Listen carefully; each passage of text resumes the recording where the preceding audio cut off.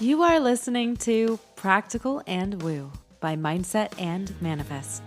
My name is Eden, and I invite you to embark on a journey with me to explore the practical and spiritual edges of the unknown for the purpose of allowing you to embody and empower yourself uniquely as you are and to intentionally create and live a life of freedom and fulfillment. Each week, I am going to discuss topics such as energetics, reality creation, manifestation, astrology, tarot, and more to help empower you to live beyond perceived limitations and to practically design your life so it feels like absolute magic every step of the way. Let's dive in. Well, hello, brilliant soul. Today's episode might feel more like a stream of consciousness because, in all honesty, I have been sitting with a concept for some time and it's been present on my heart and even on the tip of my tongue. And yet, I feel there are many, many more layers to learn and unpack about this particular feeling I'm having. I'm not quite yet sure if I've arrived at its root, at its core, at the fundamental message, and something in me is still desiring to begin the process of exploring it here with you. So that is what we will do today. Putting aside the ambiguity, the concept I want to address with you is that of fear, force, and frenzy, a matrix of what I can only describe as energetic constipation. Sorry for the graphics. This idea of wanting something so badly but not believing that you can have it, coupled with already knowing what you conceptually know about energetics and manifestation, but still not being able to get into the zone of the experience you believe will get you there. I'm getting this image of a force field, and contained within it is all of your dreams, your desires, that sweet and succulent feeling of basking and fulfillment. And the second you dip your toe over the tripwire, you are thrown so far out of the zone that you're left feeling in a tailspin. This is the point I feel in the manifestation process where a negative spiral typically emerges, a rumination of thoughts trying to convince you that it's somehow not meant for you, you're doing it wrong, or that there is something wrong with you. Even worse, you begin to look around your life and compare yourself to others who seem to have it all figured out, judging them for having a perceived life of smooth sailing, wishing that you could look more like them, wishing that your life could look more like theirs, even though you truly don't have any real idea of what they might be dealing with. If you take these thoughts seriously, the fear that then overcomes you can feel debilitating.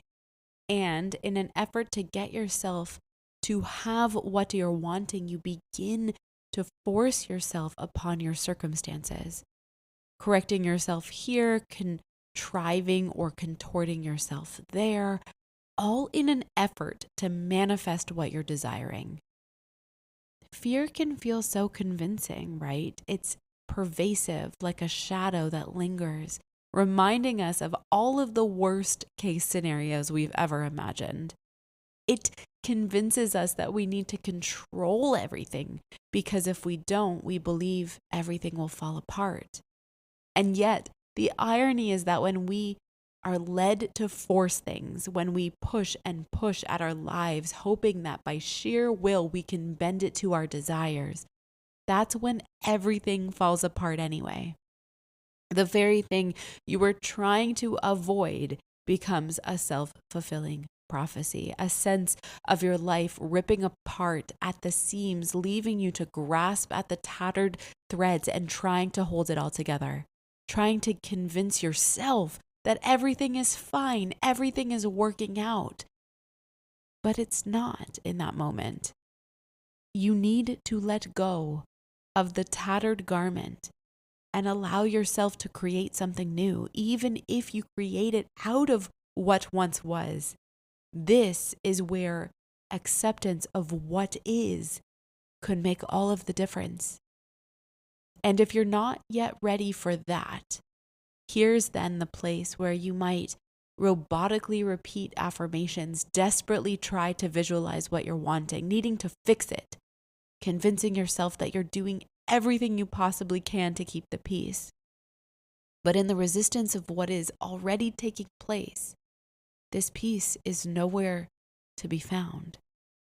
Here would be the place to admit to yourself that your life is feeling out of sorts and that you're not okay right now. Here would be the place to drop the devices, take off the mask, and show up for yourself by being honest about where you're at and where you've been. Here would be the place to forgive yourself and to take full accountability for your creation. The other day, I was watching the movie Bridesmaids with Kristen Wiig, a film that I have an interesting relationship with. You see, when this movie first came out, my friends and I found it so incredibly funny that we aimed to see it more than one time. We suddenly became obsessed with Wilson Phillips for the first time. And it would be a movie that we would return to again and again and again. The first couple of times we watched it, I was consumed particularly by the humor of Melissa McCarthy and Rebel Wilson's characters. I loved how completely and authentically they could be themselves in the context of the roles in which they were playing. The more I watched it, the more I became struck and even annoyed by Annie, Kristen Wiig's character. I felt a lot of ickiness for her choices and her behavior. I felt reluctant to witness her as she was falling apart in her life. There's this really profound quote in the movie where Annie's mom says to her something to the effect of, "You know, Annie, I believe that rock bottom is a good thing because once you hit rock bottom, there is nowhere else to go but up." And that is what this character precisely does. She surrenders to what is. She makes amends.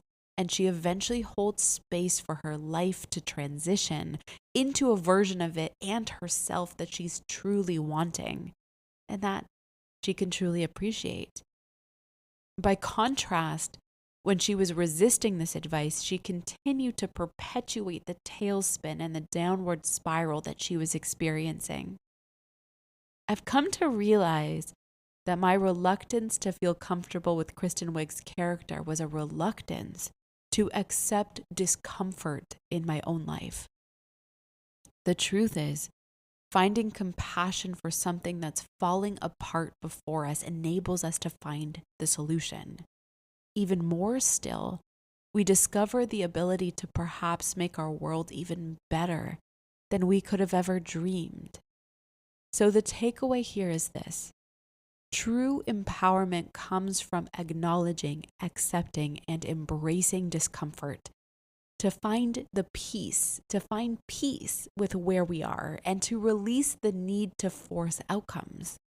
The paradox is that the path to the life you're wanting lies not in the forceful control, not in reactivity, not in the fear or the frenzy of trying to keep everything together.